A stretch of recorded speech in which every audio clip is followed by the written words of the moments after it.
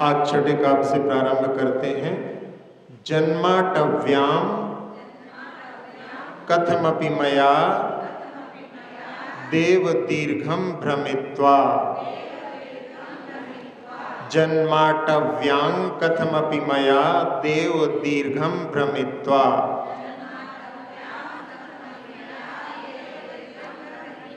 प्राप्तैवेयं तव न कथा स्फार पीयूषवापी। प्राप्तैवेयं तव न कथा स्फार पीयूषवापी।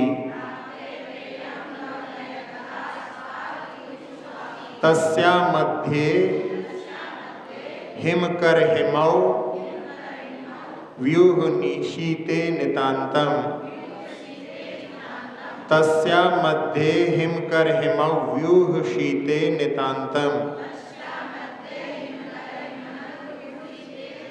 निर्मग्नं मान न जहति कथन दुख दावोपतापाः।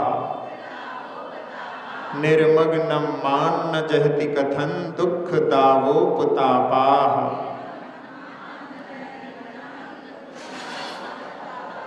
जन्माटव्यां कथमपि मया देव दीर्घं भ्रमित्वा।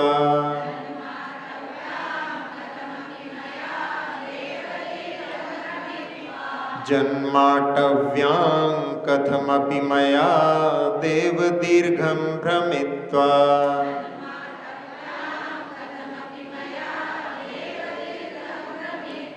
प्राप्तैवेयं तव न कथा स्फार पीयूषवापी।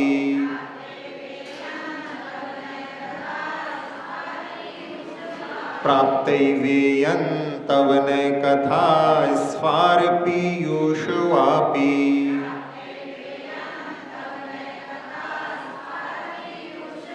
तस्या मध्ये हिमकर हिमौ व्यूह शीते नितान्तम।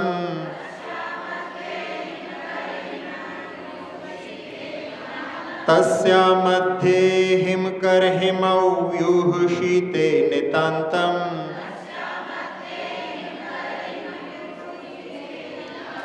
निर्मग्नं मान न जहति कथन दुख दावोपतापाः।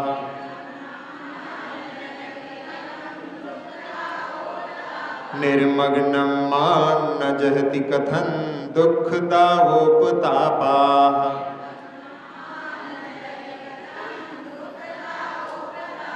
जन्माटव्यां कथमपि मया देव दीर्घं भ्रमित्वा।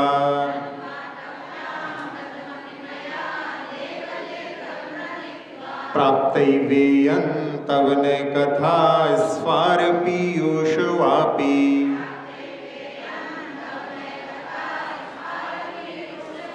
तस्या मध्ये हिमकर हिमौ व्यूह शीते नितान्तम।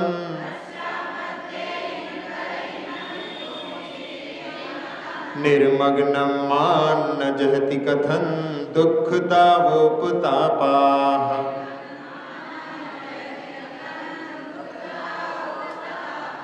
इस छठे काव्य में आचार्य वादिराज महाराज भगवान की स्तुति करते हुए देव से संबोधित कर रहे हैं, जो अपनी आत्मा में क्रीड़ा करते हैं।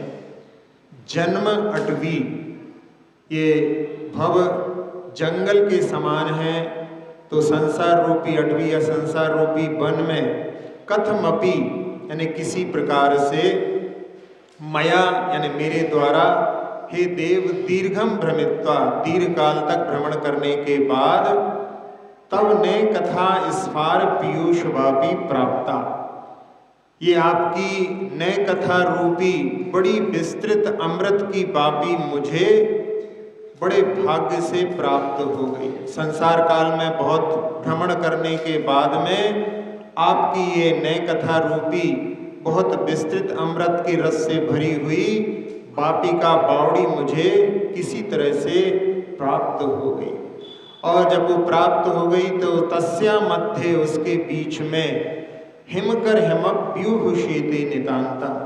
हिमकर यानी जो हिम को करने वाला है यानी शीत को करने वाला है तो वो चंद्रमा हो गया, और हिम व्यूह यानी बर्फ के समूह से भी जो शीतल है, और जो अत्यंत शीतल होने के कारण उसके मध्य में निर्मग्नम माम में उसमें डुबकी लगाए हुए है। और ना जहति कथम दुख दावोपतापा, फिर जब उसमें कोई डुबकी लगाए तो उसको दुख रूपी जो दावानल है उसका संताप क्या नहीं छोड़ेगा, यानी अवश्य ही उसका जो है संताप दूर हुए बिना नहीं रहेगा। तो इस संसार में जो कि वन के समान है, अटवी के समान है, जहाँ पर चार गतियों के बड़े बड़े वन हैं, उसमें भ्रमण करते हुए बहुत समय निकलने के बाद में बड़े पुण्य के योग से हमारे लिए भगवान आपकी ये स्याद्वाद कथा रूपी जो कि एक अत्यंत विस्तृत अमृत के रस से भरी हुई पापिका है वो प्राप्त हो गई।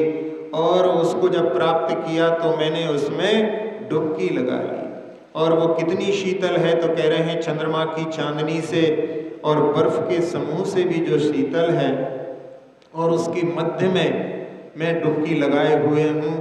तो दुख रूपी जो दावानल का ताप है वो क्या मुझे नहीं छोड़ेगा, यानी अवश्य ही वो दूर होगा।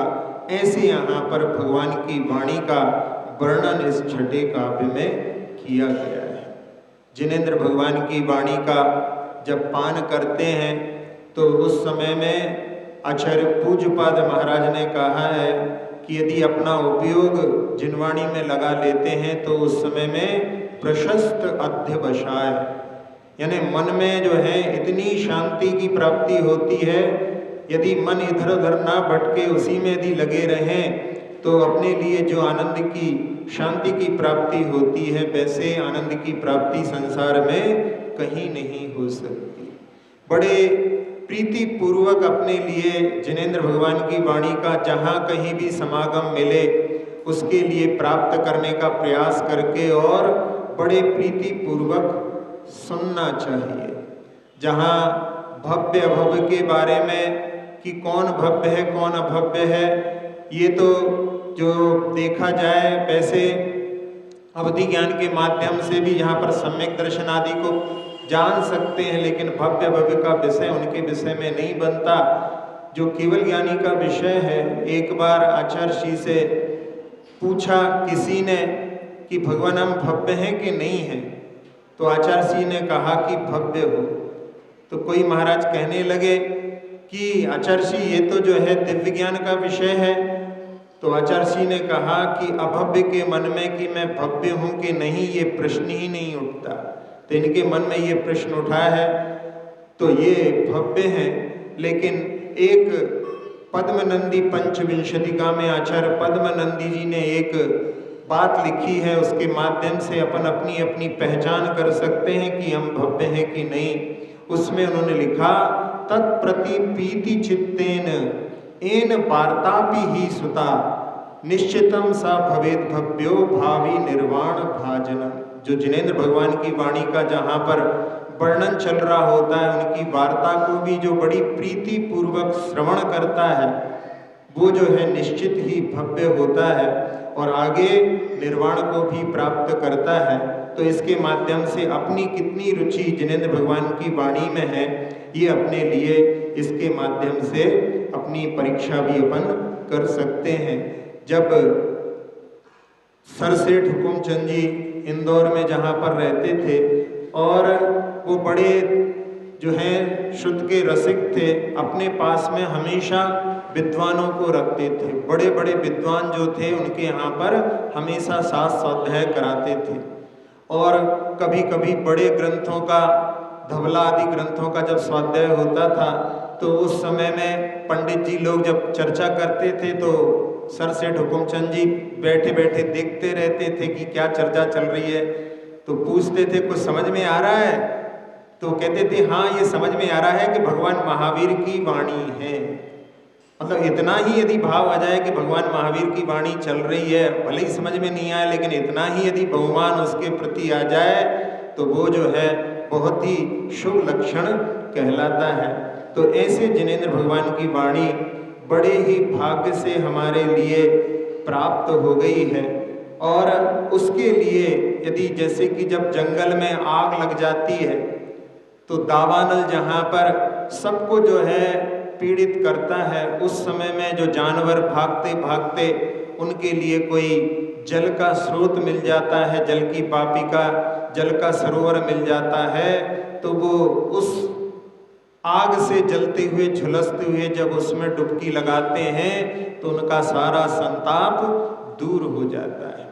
और आग लगी हुई है तो कोने कोने पर जो है वो पानी भी गर्म हो जाता है, लेकिन उसके बीच में जब पहुंचते हैं तो यहाँ पर तस्या मध्य, उसके बिल्कुल बीच में जाकर के जब कोई डुबकी लगाता है तो उसके सारे संताप दूर हो जाते हैं। तो भगवान की वाणी यहाँ पर एक विशेषण दिया कि तब नय कथा, भगवान की जो वाणी होती है वो नय के द्वारा समझने के योग्य है। नयति इति नयः, जो हमारे लिए प्राप्त कराते हैं, लक्षणों को बतलाते हैं, वो नय कहलाते हैं। प्रमाण के माध्यम से हम पूर्णता बोध तो कर सकते हैं, लेकिन जब वर्णन किया जाता है तो नय का आलंबन लेकर के ही वर्णन होता है। जैसे आप यहाँ पर घड़ी लगी है, उस घड़ी को देखें तो आप घड़ी को देख करके उसमें जितने बिंदु आपके लिए दृष्टिगोचर हो रहे हैं आप उनको जान तो सकते हैं, लेकिन जब वर्णन करेंगे तो ये घड़ी गोल है, अंदर जो है इसके वाइट बैकग्राउंड है, काले कांटे हैं, एक एक करके उनका क्रम से ही वर्णन हो सकता है। तो वो वर्णन जब किया जाता है तो किसी अपेक्षा से किया जाता है, वो नय कहलाते हैं। नय के बारे में 3 प्रकार के नयों के बारे में भी वर्णन आता है। एक कहलाते हैं शब्द नय, एक कहलाते हैं अर्थ नय, और एक होते हैं शब्द नय, अर्थ नय, और इसके बाद में तीसरा नय होता है ज्ञान नय। शब्द नय जैसे कि आपका घर है, घर का आपने शब्द सुना तो वो घर एक शब्द नय के रूप में हो गया। अर्थ नय जहाँ पर घर है वो अर्थ के रूप में हो गया। और ज्ञान नय आपके सबके मन में अपना अपना घर जो है, बिल्कुल नाम लेते ही सबको अपना अपना घर दिख गया होगा, तो वो जो है वो ज्ञान नय के माध्यम से काम चलता है। अपन भगवान की आराधना भी करते हैं तो वो ज्ञान नय के माध्यम से होती है। भगवान शांतिनाथ, और अर्थ नय में शांतिनाथ भगवान का जो विग्रह है वो दिखाई देगा आपको, लेकिन उसकी जो अपने अंदर अपने ज्ञान में जो एक आकृति का निर्माण हुआ है वो ज्ञान नय के माध्यम से कार्य होता है। पुत्र के बारे में भी यदि अपन देखें तो इसी प्रकार से पुत्र शब्द के रूप में है, और पुत्र अपनी जगह पर है तो वो अर्थ नय के रूप में हो गया, लेकिन वो जो अपने मन में उस पुत्र के प्रति एक धारणा बनी हुई है वो ज्ञान नय कहलाता है। उसके माध्यम से ही हम उसी से सब कुछ, राग देश आदि की परिणति सब उसी ज्ञान नय के माध्यम से ही होती रहती है। जहाँ नयों के बारे में और विशेष रूप से जहाँ निश्चय नय और व्यवहार नय की बात आती है, तो व्यवहार नय जो होता है वो वैभाविक परिणति को दिखलाता है, और निश्चय नय स्वभाव को दिखलाता है। दोनों नयों की आवश्यकता है। आचार्य अमृतचंद जी ने प्रवचन सार की टीका में दोनों नयों को 2 नेत्र के समान बतलाया है। एक नय से देखने पर, यानी एक आंख से देखने पर सही प्रतिबिंब का निर्माण नहीं होता। दोनों नयों के माध्यम से देखने पर हम वस्तु स्थिति को प्राप्त कर सकते हैं, समझ सकते हैं। जल के बारे में कहा जाता है कि जल शीतलता से भरा हुआ होता है, और जब जल को अग्नि का संयोग होता है तो वो गर्म हो जाता है। अब उस जल को देख करके निश्चय नय कहेगा कि जल का स्वभाव तो शीतल शांत है, वो उसके स्वाभाविक परिणति को बतला रहा है।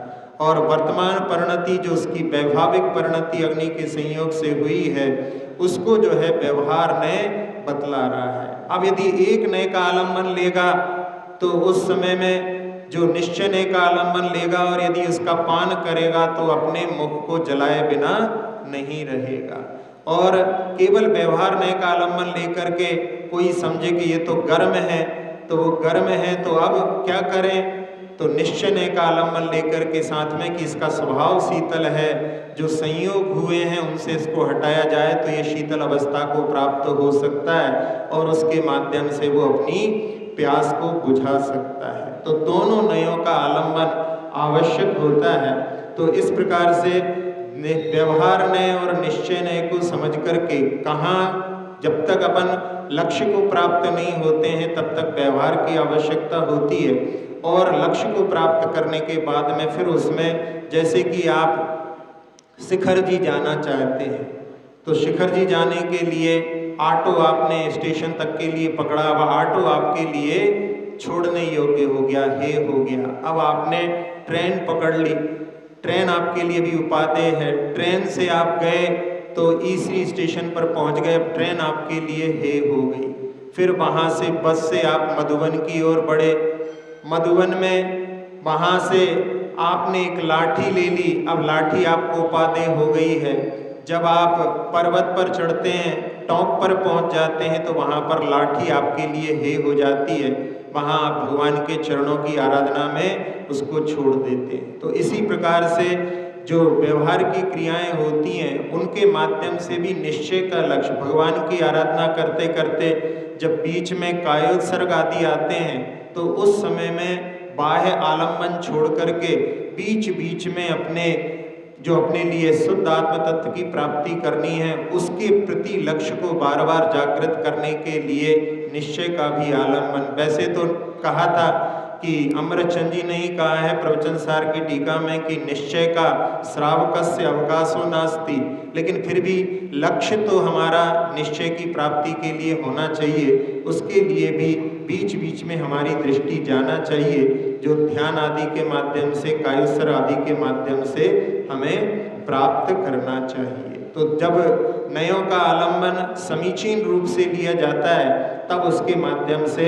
हम तत्व को भी प्राप्त कर सकते हैं। लौकिक उदाहरण के रूप में, जैसे एक जगह पर दो महिलाएं इंतजार कर रही थी, उस समय कोई डिलीवरी का जो वहाँ पर कार्य होना था और उस समय में उसने दोनों को माँ के रूप में संबोधित किया।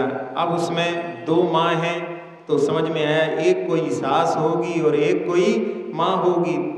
फिर उसके बाद में जब डिलीवरी हो गई, बाद में जब जच्चे बच्चे को जब बाहर निकाला गया तो उस समय में स्ट्रेचर के ऊपर दोनों ने जब खबर सुनी कि संतान जो है हुई है, लड़का हुआ है, तो दोनों खुश होकर के गले मिल कर के वहाँ पर एक दूसरे को बधाई देने लगी। अभी भी क्लियर नहीं हुआ, लेकिन जब बाहर लेकर के आए तब उस समय में बच्चे को लेने के लिए जो दौड़ी और एक जो थी वो वहाँ पर जो जिसने जन्म दिया था उसके पास गई तो लोग समझ गए कि जो बच्चे के प्रति दौड़ी है वो उसकी दादी होगी।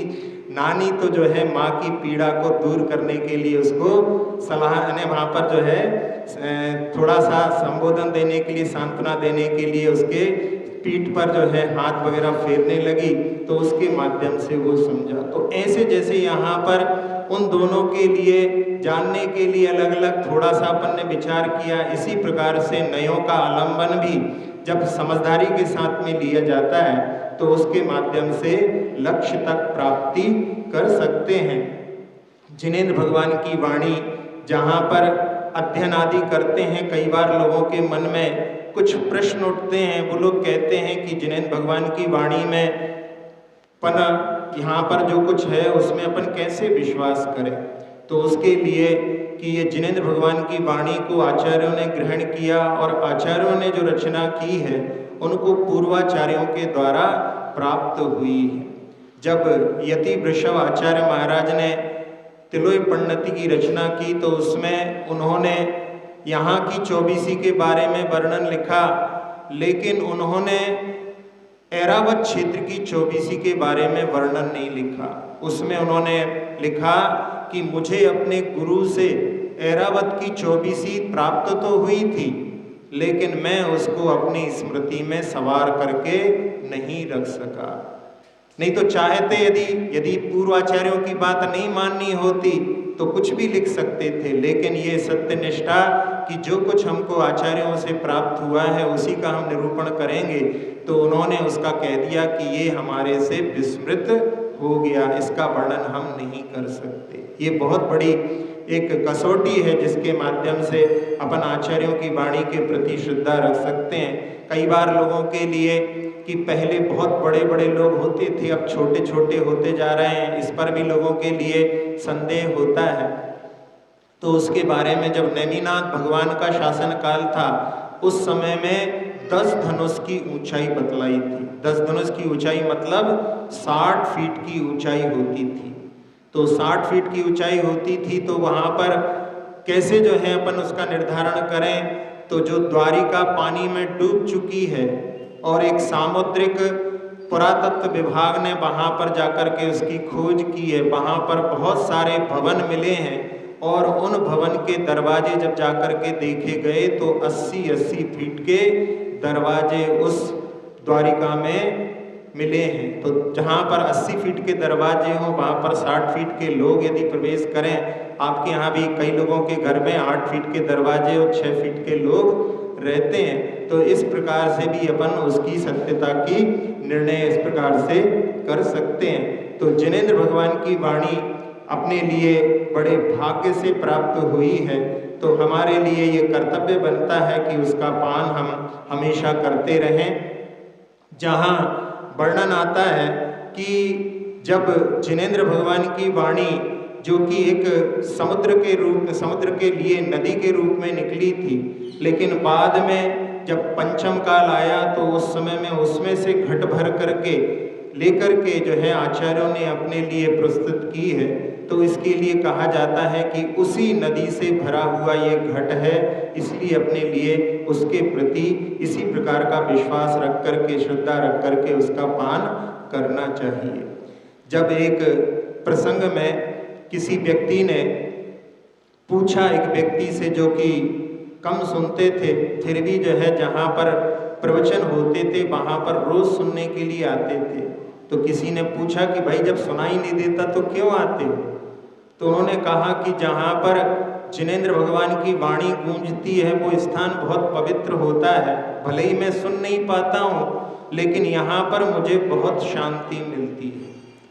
फिर उसने कहा कि घर का मैं बड़ा सदस्य हूँ और जहाँ पर घर के बड़े सदस्य आते हैं तो उनका अनुचरण पीछे वाले लोग भी करने लगते हैं। महाजना एन गता सा पंथा, जहाँ पर बड़े लोग जाते हैं वहाँ पर उनके पीछे पीछे छोटे लोग भी आने लगते हैं। तो मुझे देख करके परिवार के भी कई लोग आने लगते हैं, और भले ही सुनाई नहीं देता हो, समझ में नहीं आता हो, लेकिन उन्होंने कहा कि जैसे जब कोई किसी को सर्प ने डसा हो और वहाँ पर मंत्रवादी मंत्र पढ़ता है, जिसको सर्प ने डसा है उसको मंत्र कुछ समझ में नहीं आते, लेकिन फिर भी वो शरीर के रोग को, शरीर के विष को दूर कर देता है। तो भले ही यहाँ पर मुझे कुछ सुनाई नहीं दे रहा हो, समझ में नहीं आ रहा हो, लेकिन मेरे शरीर के लिए वो निरोगता अवश्य प्राप्त कराएगा। ऐसे भाव से वो जो है नहीं सुनता, फिर भी आकर के प्रवचन सुनने की भावना है। तो कितनी पवित्र भावना है। जब एक पद्मरथ नाम के एक राजा के बारे में आता है कि जिनके पिता ने बहुत पहले दीक्षा ले ली थी, छोटी अवस्था में उनको राज्य पद प्राप्त हो गया था, और उस समय में संगति के कारण, व्यसनों में लीन होने के कारण धर्म के बारे में ऐसा सोचने लगे कि धर्म कोई काम की चीज नहीं है। उन्होंने सारे मंदिर में ताले लगवा दिए, सारे धर्म के कार्यों को बंद करवा दिया, और एक बार शिकार करने के लिए कहीं गया, साथी सारे छूट गए थे, और एक खरगोश के पीछा करते करते वो एक गुफा में घुस गया, तो वो भी उसका पीछा करने उस गुफा में गए, और वहाँ पर जाकर के देखा एक दिगंबर योगी ध्यानस्थ थे, उनकी आभा वहाँ सब ओर फैल रही थी। और जब वो उनके पास में पहुँचा, जो किसी के सामने झुकता नहीं था, राजा था, किसी के सामने झुकने का अवसर आता ही नहीं था, आज उसका मन उनके चरणों में झुकने का हो रहा था। और जब वो चरणों में झुका, उसी समय महाराज का ध्यान पूर्ण हुआ, और उसने उनको नमोस्तु करते हुए कहा कि आप हमारे लिए कुछ उपदेश सुनाएं। तो महाराज ने उसके लिए संसार की असारता और पीतराग प्रभु का मार्ग उसको जब बतलाया तो उसको बड़ा ही आनंद आया। और उस समय में उसने कहा कि आपने जिस प्रकार से व्याख्यान किया है, संसार में क्या कोई और भी इस प्रकार का व्याख्यान करने वाले हैं? तो महाराज ने कहा कि जो बड़े बड़े व्याख्यान करने वाले हैं उनके सामने तो मैं समुद्र के सामने बूंद के समान भी नहीं हूँ। यदि आप और जो है बड़े लोगों की बात करते हो तो इस समय में चंपापुर में वासु पूज्य भगवान का समोशरण लगा हुआ है, उनके दर्शन करो, उनकी वाणी सुनो, तब समझ में आएगा कि भगवान की वाणी कैसी होती है। और एक बार का पान करने के बाद में उसके मन में ऐसे भाव हो गए कि वो उस चंपापुर की ओर बढ़ने लगा। बीच में कई विघ्न आए, लेकिन उसने मन में ठान लिया था और जाकर के भगवान की जब वाणी सुनी तो ऐसे मन में भाव हो गए कि उनके चरणों में समर्पित हो गया, दीक्षित हो गया। और दीक्षा लेने के थोड़े ही समय बाद उसको चौथा ज्ञान मनः पर्याय ज्ञान प्राप्त हो गया, तीसरे ज्ञान के साथ साथ में। और साथ ही साथ में उस समय में उसने गणधर पद को प्राप्त कर लिया और फिर जो है उसी भव से उसने मुक्ति को प्राप्त कर लिया। तो ऐसी भगवान की वाणी होती है जिसके माध्यम से पूरे संसार का संताप ही शांत हो जाता है। तो इस काव्य को जिसमें कहा गया है कि हे भगवान, इस संसार रूपी अटवी में मैंने बहुत काल तक भ्रमण करके बड़े भाग्य से, बड़े पुरुषार्थ से किसी तरह से जो है आपकी नए कथा रूपी जो बड़ी विस्तृत अमृत की वापिका है वो मुझे प्राप्त हो गई। और उसके मध्य में मैं, जो कि कैसी है, चांदनी और बर्फ के समूह से भी शीतल है, उसमें मैं पूरी तरह से डुबकी लगाए हुए हूँ। तो क्या मुझे दुख रूपी दावानल का संताप छोड़ेगा नहीं? क्या दूर नहीं होगा? अवश्य ही दूर होगा। इस प्रकार के भाव से इस काव्य में भी आचार्य वादिराज महाराज ने भगवान की स्तुति करते ये नहीं कहा कि भगवान आप हमारे संताप को दूर करो, जो जिनवाणी का पान करेगा उसका संताप अवश्य दूर होगा। जन्माटव्यां कथमपि मया देव दीर्घं भ्रमित्वा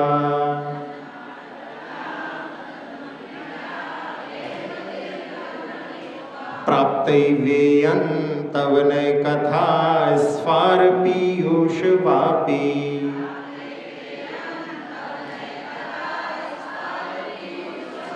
तस्या मध्ये हिमकर हिमव्यूह शीते नितान्तम्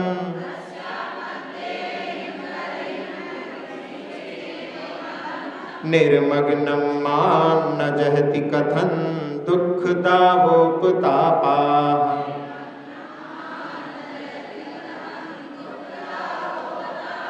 ते स्तोत्र ये निराला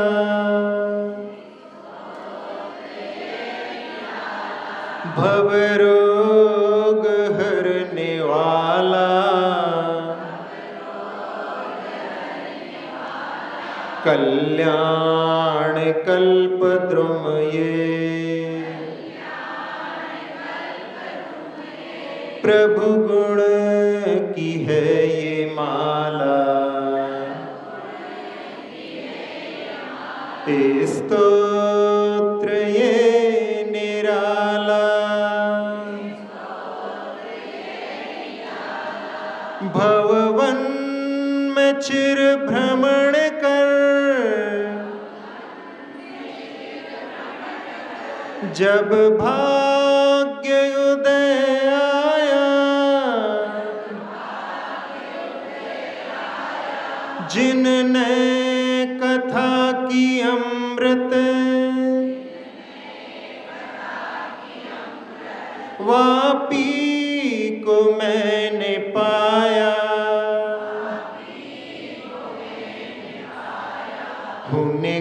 होने मग्न क्या न छूटे, संताप दुख की ज्वाला कल्याण कल्पद्रुम ये,